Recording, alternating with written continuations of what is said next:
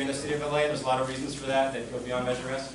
But my point is that 95% of those would have been blocked by Measure S because most of them require general plan amendment, and those that don't, most of them are in, the other remainder are in mixed income buildings, not just 100% units.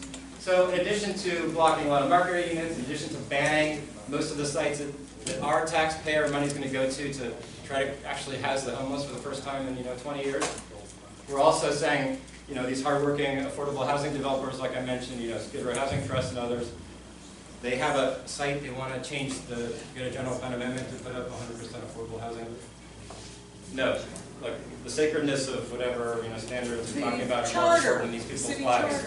Okay, so let's. Basic laws. Can I ask you too? I'm sorry, but it's distracting. If you could just keep your voices down, thank you. I appreciate it. Okay, Miki, I think might want to have a say a thing or two, and does anybody else up here want to? Okay, so Miki, and then Mike, and then Jack. You said something very interesting to me. This kind of thinking is always very interesting to me. I think we'd all agree that one of the biggest problems we have in the city is that our city council doesn't play by the rules. And I heard you, and I keep pointing out, Measure S neither creates a ban on general plan amendments and spot zoning, nor can it erase the prohibition against it. Measure S talks about the general plans being illegal, like I would talk about bank robbing being illegal or something like that. But it does neither create that illegality, nor can it undo it. Well, it says, it says talks it doesn't. About it. I would. It talks okay, about that's not it, how I read different. it. Just so you. Okay. Well, I can tell you that that's how we studied that. We worked on that. We researched it extensively. There were people that are against S who were part of researching this because we wanted to hear from everybody. And I heard you say, well, they're getting built now. And the problem with that is they are illegally getting built now. So proposing breaking the rules of the Constitution of our city as a way to advance things seems very risky to me and not very respectful of the rules. So what we're saying is enshrined in those rules is planning. And what we're trying to create is planning. And if we do our planning well, if all of us participate, agree with it, Measure S or not, doesn't even matter. If all of us participate, then we shouldn't need to look at breaking a law. We should be able to make it work, which means dense high-rises in places that can take it, that have the streets, that have the infrastructure. Being able to say, okay, this area we have to build the infrastructure up this much, but it won't be that bad because they aren't spotted all over the city, so that we have to build the infrastructure up to support a 30-story building everywhere. Those kinds of things are very important. I don't think breaking the rules is a plan. And what's more, when these cases get coming through the courts, it may not work anymore. We need to get ahead of it, plan, have our density we need. Road parking needs as we need to if other transportation and things. But do you know that for the last 5 years, including this year, ridership on public transportation has gone down? Even as all of these high density projects next to it have gone up? Could it be more people and more BMWs? I don't know. And so planning. Okay. And everybody having a say in it. Okay, thank you. Agree with me or not, I want you to have a say. Thank you. Mike and then Jeff. Sure, a few quick ones.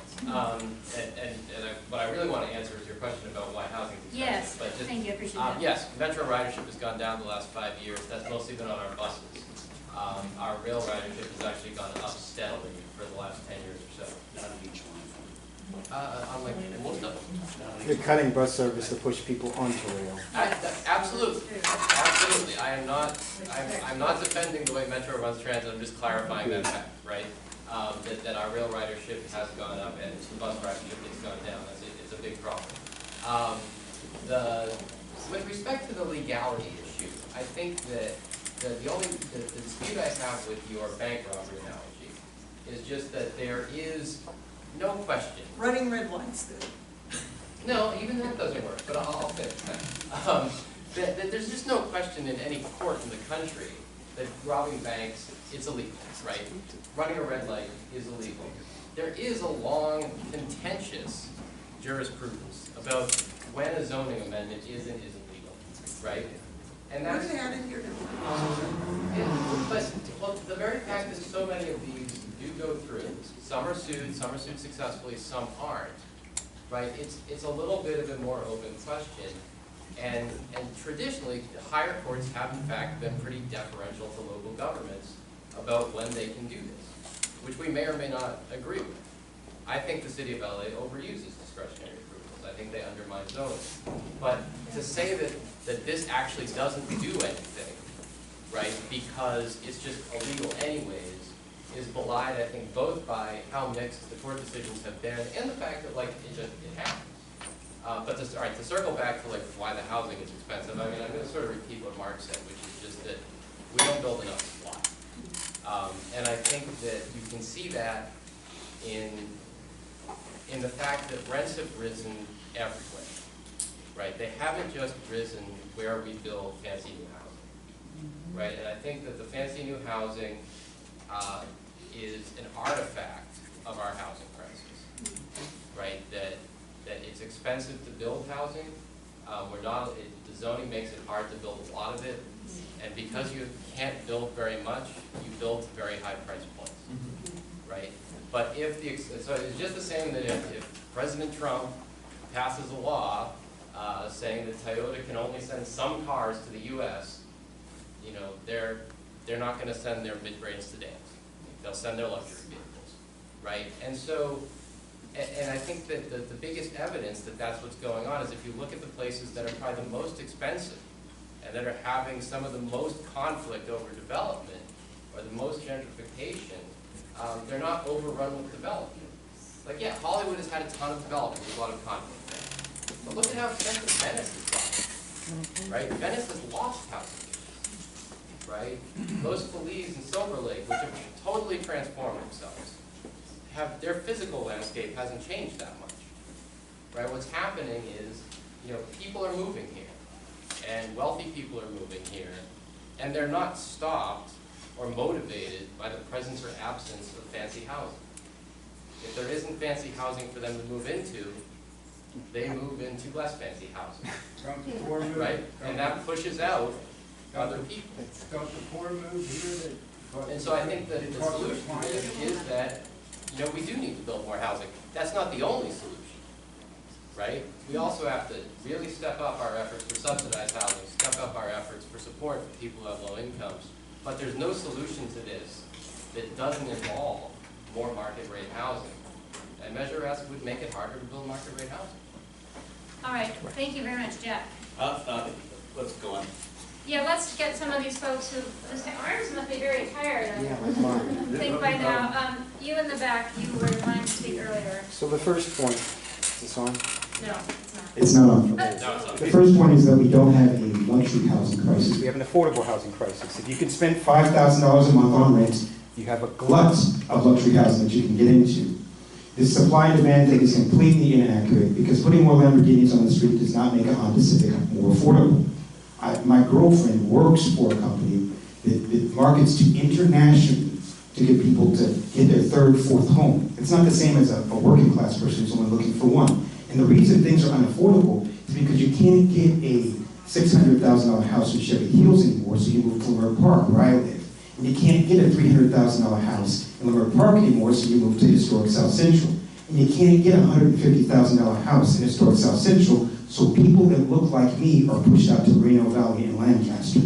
Now, I run a transit organization that is strongly smart growth.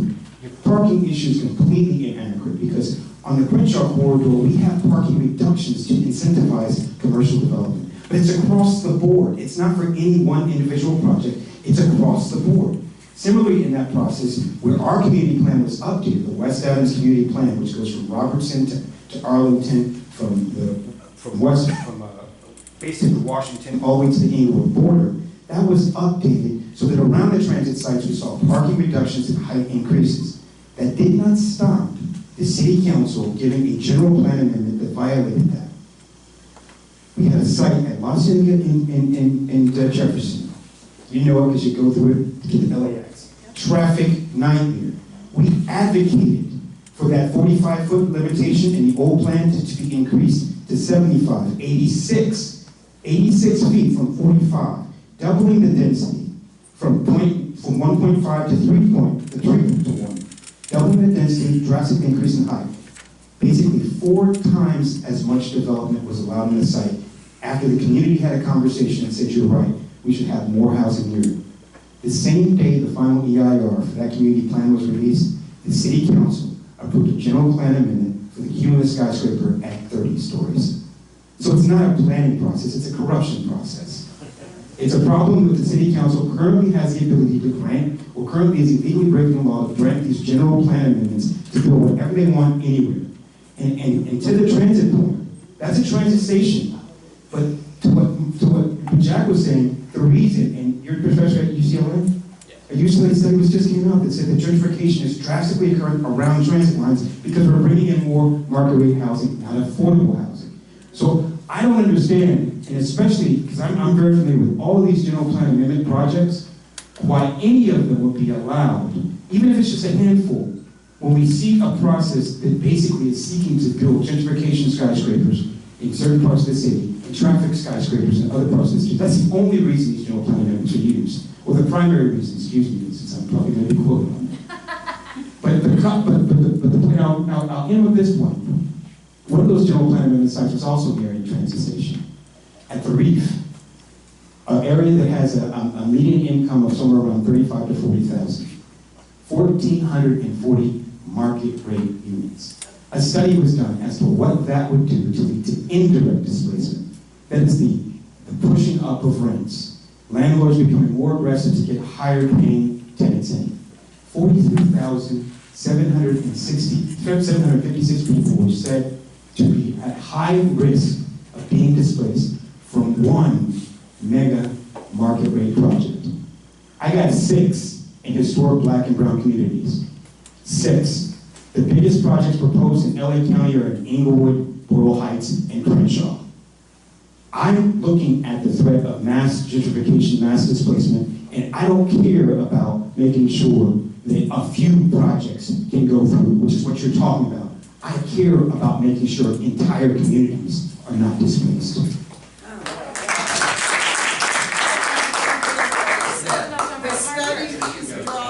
The study he's drawing that number from on the Reef was done by the builders of the Reef, not the opponents of the Reef.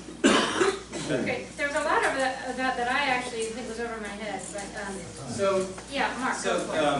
the concern, Damien's concern is very well founded, that we want to make sure that Los Angeles remains a place that Los Angeles remains a place for all its residents, and that we actually make up for past policies that created segregation and poverty in low-income communities and negatively impacted non-white populations. That's 100% true. It's that much. You gotta turn that one. But the evidence suggests that if you build market rate development, you have less displacement. That's and this not is true. based on a study done. You guys, let's do this. Yeah. This is based on a study done by the state legislative analysts looking at like 20 municipalities in the Bay Area. Some of them built more market rate housing than the others. Those that built less had more displacement. And the reason is it's a chain of displacement that you mentioned, essentially. People run from 600,000, neighborhoods of 600,000 out of homes to 300,000. It slows down when you actually build enough projects at the upper end that people don't need to move. People, you were from Silver Lake, right? We didn't build enough housing in Silver Lake, people went to Echo Park. We didn't build enough new housing in Echo Park, they went to Highland Park. They didn't build enough housing in Highland Park, it was the Glassell Park, my community. Then Cypress Park, Lincoln Heights, Boyle Heights. It's a chain starts by the fact we don't build enough housing in areas where wealthy people are living. Whether it's in this neighborhood, whether it's in Hollywood and so I feel like the concern is so important, right? But we have to look at reality. In the era of Trump, we have to look at like actual, kind of what's happening with economic studies and things like that, and see how it goes. And just finally, the Reef study wasn't done by the developers, done by a coalition concerned about displacement. And I mean, it's not based on reality. There's been studies of gentrification and how much